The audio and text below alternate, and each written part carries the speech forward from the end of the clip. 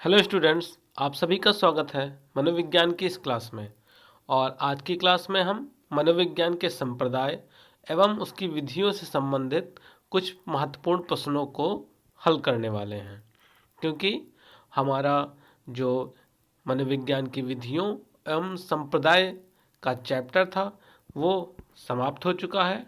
तो उससे संबंधित कुछ महत्वपूर्ण प्रश्नों को हम यहाँ पर हल करेंगे और इसके बाद हम नेक्स्ट वीडियो से अपना नया चैप्टर स्टार्ट करेंगे। तो हमारा आज का पहला क्वेश्चन है, निम्नांकित में से किसने चेतना की अनुभूति को मनोविज्ञान की विषय वस्तु माना है। अब आप सभी 1 मिनट के लिए वीडियो को पॉज करेंगे और अपने कमेंट सेक्शन में जाकर इस क्वेश्चन का ईमानदारी के साथ सही आंसर देंगे। उसके बाद यहाँ पर बताए गए आंसर से मैच करेंगे। तो पहला ऑप्शन है आपका William McDougall, B option William Wundt, C Edward Titchener या डी विकल्प बी एवं सी दोनों। तो हम सभी को पता है कि संरचनावाद के अंतर्गत मनोविज्ञान की विषय वस्तु को चेतना की अनुभूति माना गया है और संरचनावाद के जो मुख्य संस्थापक थे वह विलियम वुंट और उनके शिष्य एडवर्ड टिश्नर थे। तो इसलिए हमारा विकल्प नंबर डी या ऑप्शन डी यहाँ पर सही है। अब हम आते हैं अपने दूसरे प्रश्न पर, जो कि है, किस स्कूल ने व्यवहार को उद्दीपक अनुक्रिया मॉडल के रूप में व्याख्या किया है। मतलब किस स्कूल या इसको हम संप्रदाय भी कह सकते हैं कि किस संप्रदाय ने व्यवहार को उद्दीपक अनुक्रिया मॉडल के रूप में व्याख्या किया। पहला ऑप्शन है आपका संरचनावाद, दूसरा प्रकार्यवाद और तीसरा है मनोविश्लेषण, लास्ट आपका व्यवहारवाद। तो आपने वीडियो में देखा है कि जेबी वॉटसन ने व्यवहारवाद के अंतर्गत बताया कि मनोविज्ञान या मनोवैज्ञानिक रूप में जो भी घटनाएं होती हैं हमारे आसपास में, वह उद्दीपक और उसके प्रति की गई अनुक्रिया मात्र होती हैं। मतलब जेबी वॉटसन ने बताया कि जो मनोविज्ञान की विषय वस्तु है वह सिर्फ व्यवहार होनी चाहिए और इसके लिए इन्होंने उद्दीपक अनुक्रिया मॉडल को प्रस्तुत किया।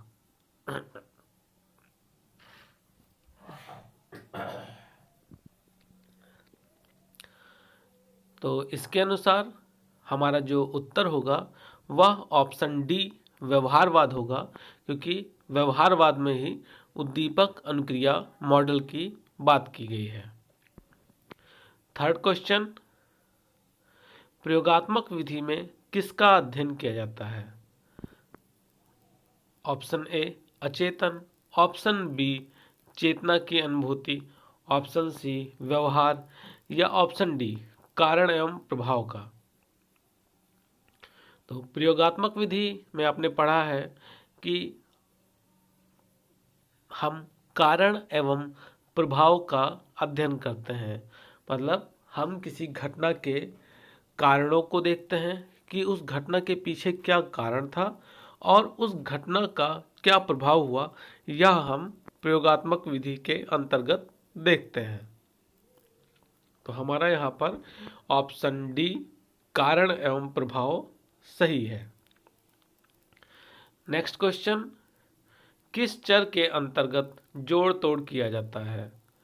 तो आपने प्रयोगात्मक विधि के अंतर्गत ही पढ़ा है कि जो हमारा स्वतंत्र चर होता है, स्वतंत्र चर के अंतर्गत हम जोड़ तोड़ कर सकते हैं तथा स्वतंत्र चर का प्रभाव हम आश्रित चर पर देखते हैं।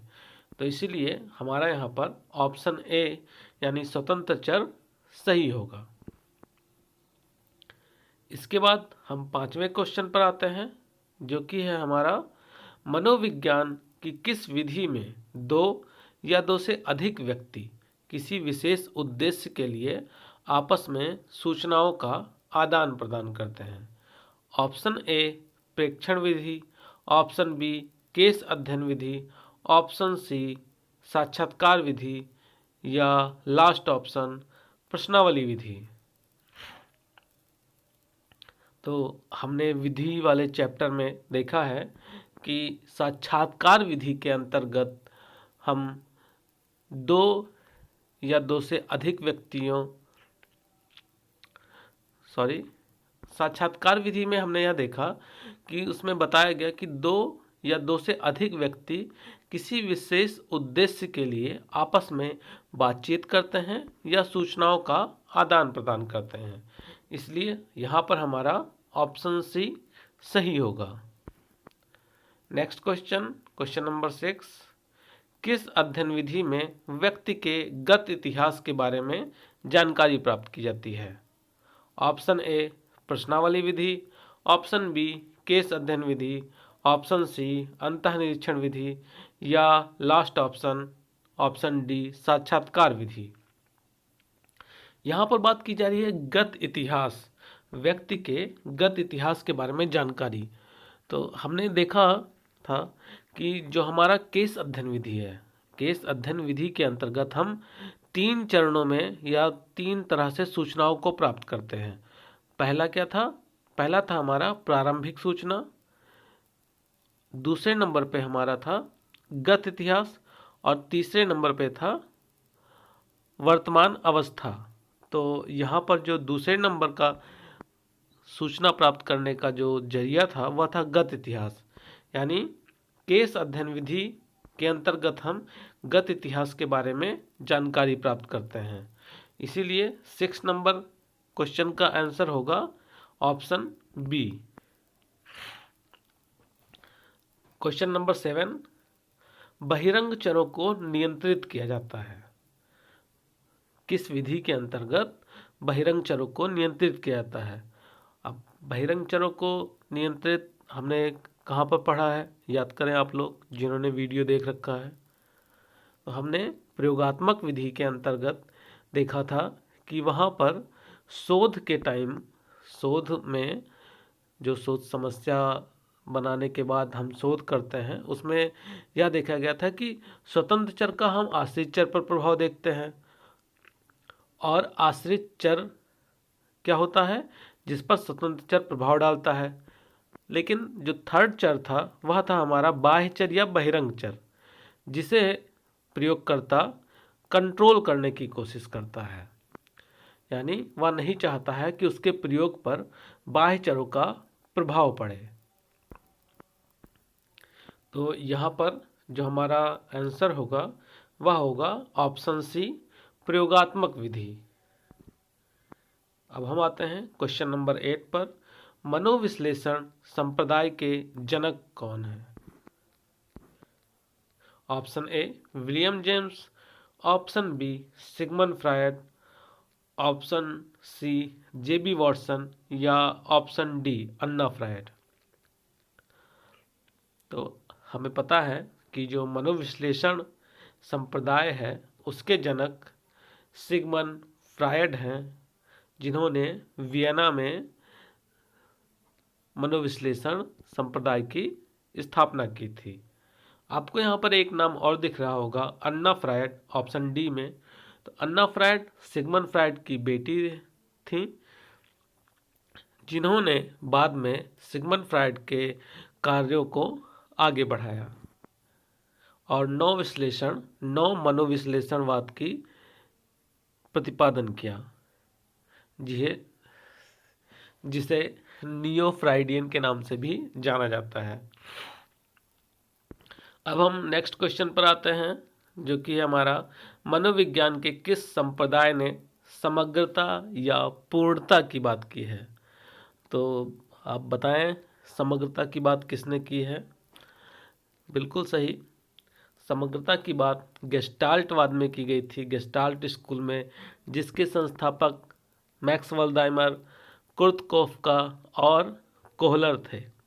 इन्होंने गेस्टाल्ट स्कूल की संस्थापना की और यह बताया कि मनोविज्ञान में हम संपूर्णता की बात करते हैं या समग्रता की बात करते हैं, हम पूर्ण रूप का अध्ययन करते हैं। Next question, the principle of psychology पुस्तक के लेखक कौन हैं? Option A William James, option B Wilhelm Wundt, option C Freud और ऑप्शन डी टिचनर। तो विलियम जेम्स आपका ऑप्शन ए यहाँ पर सही है। विलियम जेम्स ने the principle of psychology book को लिखा था और यह हमने अपने साइकोलॉजी की फर्स्ट वीडियो में ही देखा था। यहाँ पर एक बात आप हमें कमेंट के माध्यम से बताएंगे कि इस पुस्तक को विलियम जेम्स ने कब प्रकाशित किया था, यह कमेंट के माध्यम से आप बताएंगे। नेक्स्ट क्वेश्चन, क्वेश्चन नंबर 11 या क्वेश्चन नंबर प्रश्न संख्या 11, यदि किसी व्यक्ति के साथ बचपन में ही कोई दुर्घटना हो जाती है जिसका प्रभाव उसके वर्तमान जीवन पर पड़ता है, इसका अध्ययन मनोविज्ञान की किस विधि द्वारा किया जाएगा? तो अभी हमने ऊपर के क्वेश्चंस में देखा था जहाँ पर केस अध्ययन विधि में गत इतिहास के बारे में बताया गया था। तो यहाँ पर भी बात क्या की जा रही है कि व्यक्ति के बचपन में घटना हुई है। अब बचपन में घटना हुई यानी उसके पास्ट से रिलेटेड है, और पास्ट से रिलेटेड जानकारी हम किस विधि के अंतर्गत लेते हैं? तो वह है हमारा केस अध्ययन विधि, जिसमें हम गत इतिहास के बारे में जानकारी प्राप्त करते हैं। तो यहाँ पर ऑप्शन सी यानी केस अध्ययन विधि सही होगा। नेक्स्ट क्वेश्चन, क्वेश्चन नंबर 12, मनोविज्ञान की पहली प्रयोगशाला कहाँ खोली गई? तो यह भी हमने मनोविज्ञान की पहली क्लास में पढ़ा था, जो कि है हमारा ऑप्शन डी जर्मनी में। जर्मनी में कहाँ पर? लिप्जिग यूनिवर्सिटी में। अब आपके लिए एक नेक्स्ट क्वेश्चन, आप कमेंट के माध्यम से हमें बताएं कि जो लिप्जिग यूनिवर्सिटी थी उसका वर्तमान में क्या नाम है। अब हम नेक्स्ट क्वेश्चन पर आते हैं। क्वेश्चन नंबर 13, किस संप्रदाय ने चेतना की उपयोगिता को मनोविज्ञान की विषय वस्तु माना है? ऑप्शन ए प्रकारवाद, option B gestalt, option C संरचनावाद या ऑप्शन डी व्यवहारवाद।